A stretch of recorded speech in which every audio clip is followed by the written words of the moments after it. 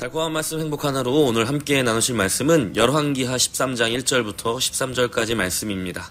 유다의 왕 아하시아의 아들 요아스의 제23년에 예후의 아들 여호아하스가 사마리아에서 이스라엘 왕이 되어 17년간 다스리며 여호와 보시기에 악을 행하여 이스라엘에게 범죄하게 한 느밧의 아들 여로보암의 죄를 따라가고 거기서 떠나지 아니하였으므로 여호와께서 이스라엘에게 노하사 늘 아람 왕 하사엘의 손과 그의 아들 벤하닷의 손에 넘기셨더니 아람 왕이 이스라엘을 학대함으로 여호아하스가 여호와께 간구하매 여호와께서 들으셨으니 이는 그들이 학대받음을 보셨습니다.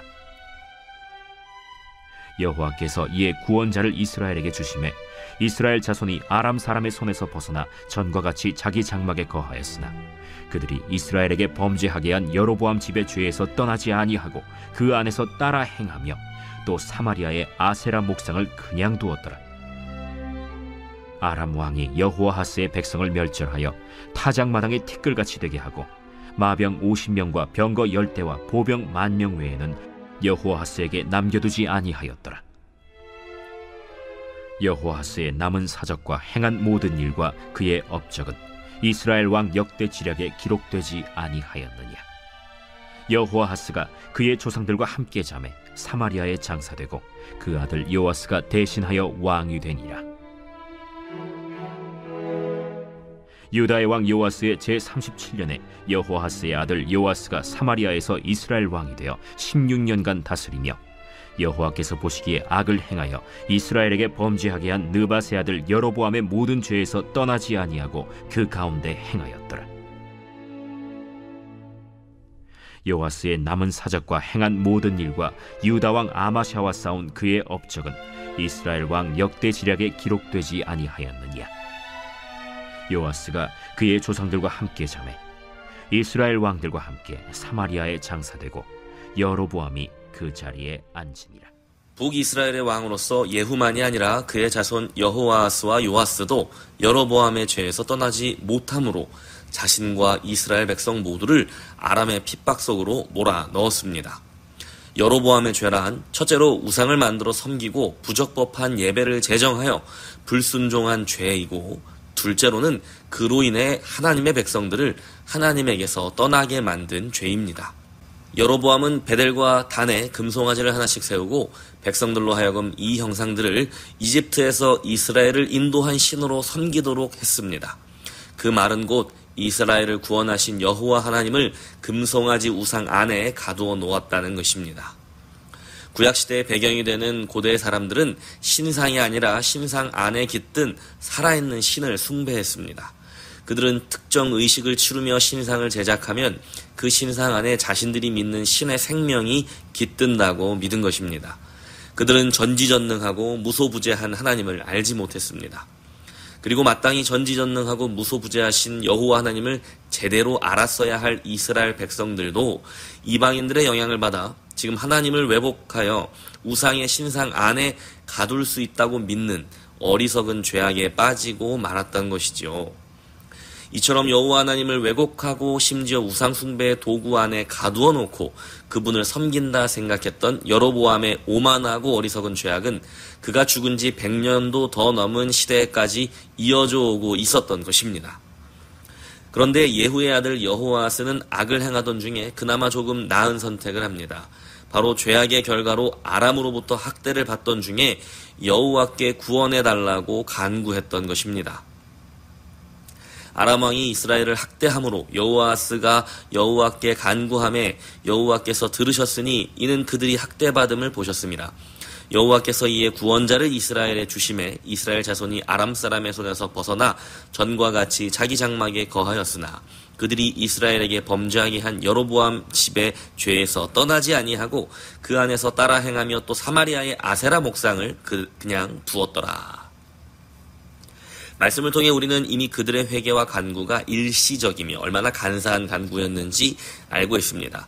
그럼에도 여호와 하나님은 그들의 간구를 들으시고 응답하셨습니다. 이처럼 하나님을 찾고 부르짖는 것은 언제나 지혜롭고 옳은 선택입니다. 하지만 여호아스와 이스라엘은 결국 다시 여로보암 집의 죄, 곧 우상의 신상을 숭배하고 여호와 하나님을 왜곡하여 섬기는 죄악에서 벗어나지 못했지요. 6절에 보면 또한 그들은 사마리아의 아세라 목상을 그냥 두었다고 기록되어 있습니다. 구약에 많이 등장하는 아세라 여신은 이방 땅에서는 보통 바알과 같은 우상의 옆에 세워져 짝을 이루었습니다. 그들이 생각하기에 신이라 할지라도 홀로 완벽할 수 없기 때문에 서로 다른 능력을 가진 아내 신의 도움이 필요하다고 여겼기 때문입니다. 뿐만 아니라 아내를 통해 가족을 형성한 신들은 가족 구성원들과 서로 다른 능력을 통해 상부상조할 수 있다고까지 믿었습니다. 그래서 여호와 하나님도 아세라와 함께 있을 때, 그리고 아세라와 자녀를 낳을 때에 더 강한 신이 된다고 생각했던 것입니다. 그래서 참담하게도 종종 아세라 여신이 야훼 하나님의 부인으로 여겨지곤 했던 것입니다. 사마리아 땅에 아세라 목상이 남아있었다는 것에는 그런 의미도 담겨 있는 것이죠. 오늘 본문 속 이스라엘의 왕들과 백성들이 저지른 죄악을 보며 우리는 크게 두 가지를 주의하도록 교훈을 얻을 수 있습니다. 첫째는 전지전능하시고 무소부지하신 여호와 하나님을 신상 안에 가두는 잘못을 저지르지 않아야 한다는 것입니다. 여호와 하나님을 우상의 신상 안에 가두어 버리면 편리한 점이 있습니다. 언제 어디에서나 우리와 함께 하시는 성가신 하나님이 아니라 내가 필요할 때 내가 찾아가서 내 소원을 빌 수 있는 편리한 하나님으로 만들 수 있기 때문인데요. 그런데 오늘날의 성도들이 도대체 여호와 하나님을 어떤 신상 안에 가둔다는 말인가요?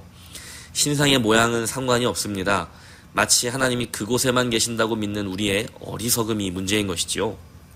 하나님이 마치 교회당 안에만 머무시는 것처럼 여기는 것입니다. 교회 사람들과의 모임 안에만 계시는 것으로 여기거나 내 큐티책이나 성경책 안에만 계시는 분으로 여길 수도 있습니다. 마치 내가 원하는 때에 스마트폰을 열고 닫아 사용하듯이 여호와 하나님의 임재를 내가 원하는 때 원하는 장소에서만 경험할 수 있다고 착각하는 것입니다. 그것이 바로 신상 안에 여호와 하나님을 가두고 모시는 어리석은 죄악입니다. 두 번째는 여호와 하나님과 동시에 다른 우상을 섬기는 것입니다. 여호와 하나님 한 분으로는 충분하지 않아 그분 옆에 아세라 목상을 세우는 것과 같은 어리석은 죄악입니다. 현대인들은 바알이나 아세라 같은 풍요와 다산의 신을 숭배하지는 않습니다. 그러나 풍요를 가능케 하는 돈을 신처럼 섬기기도 합니다. 우리는 의학을, 때로는 지식을 우상으로 섬기기도 합니다. 현대에는 전쟁의 신들은 군사력으로, 성의 신들은 외모 지상주의로, 재물의 신들은 물질 만능주의로 환생하여 성도들의 시선을 하나님으로부터 돌리고 있습니다. 오늘날 우리의 황금송아지는 지하 주차장 안에 주차되어 있습니다. 사무실 한켠에 고이 모셔두고 있기도 하고 집안 어딘가에 꽁꽁 숨겨놓기도 합니다. 혹은 스마트폰 속 안에, 컴퓨터 속 안에 담아두고 틈날 때마다 꺼내보며 풍요와 쾌락 그리고 건강을 빌곤 합니다. 아마 보통의 성도들이라면 내가 여호와 하나님을 버리고 우상만 믿는다고 말할 사람은 아무도 없을 것입니다. 내가 예수가 아닌 우상을 선택했다고 생각할 사람은 없을 것입니다. 그러나 이 부분에서 우리가 주목해야 하는 것은 우리 안에 불신이 아니라 욕심입니다. 욕심은 불신과는 다릅니다. 욕심은 하나님의 초월성을 의심하지 않습니다. 뿐만 아니라 우리의 필요를 채우시는 분이라는 고백에 열렬히 동의하기도 합니다. 하지만 욕심은 불만을 낳습니다. 하나님을 향한 불만을 낳습니다. 어떤 불만이냐면 하나님은 우리의 필요를 채우시지만 내 욕심까지는 채워주지 않는 분이다라는 불만입니다. 불만은 불만에서 끝나지 않고 욕심에 배고픈 우리를 채워줄 다른 신을 찾도록 부추깁니다. 그렇게 우리는 하나님을 온전히 떠나지는 않은 채로 하나님을 통해 필요를 채우면서도 만몬을 통해 우상을 통해 내 욕심, 욕망을 채우며 살아갑니다. 오늘 본문에는 여호아스가 간구하여 하나님께서 이스라엘의 구원자를 보내셨다는 구절이 아주 짧게 등장합니다. 하나님은 자기 백성의 간구를 들으시고 그들을 구원해 주셨습니다. 그러나 그들은 하나님을 통해 자기들의 필요가 채워진 후에는 결국 다시 자기 욕심을 따라 우상을 숭배하는 것을 볼 수 있었습니다. 하나님은 우리의 간구를 들으시고 우리에게 구원자 예수 그리스도를 보내주셨습니다. 그렇게 우리 모두를 죄악과 사망에서 구원하여 주셨습니다. 그런데 우리는 마치 이스라엘 백성들이 그러했던 것처럼 또다시 우리의 욕심과 욕망을 따라 우상에게 기대어 살아가는 것을 보게 됩니다. 하나님은 교회당이라는 신상 안에 가두어 놓고 그곳에서만 만나고 찾으려 합니다. 우리는 온갖 자기 확신과 자기 합리화의 제목들을 가지고 변명거리들을 가지고 욕심, 욕망을 추구하며 살아갑니다.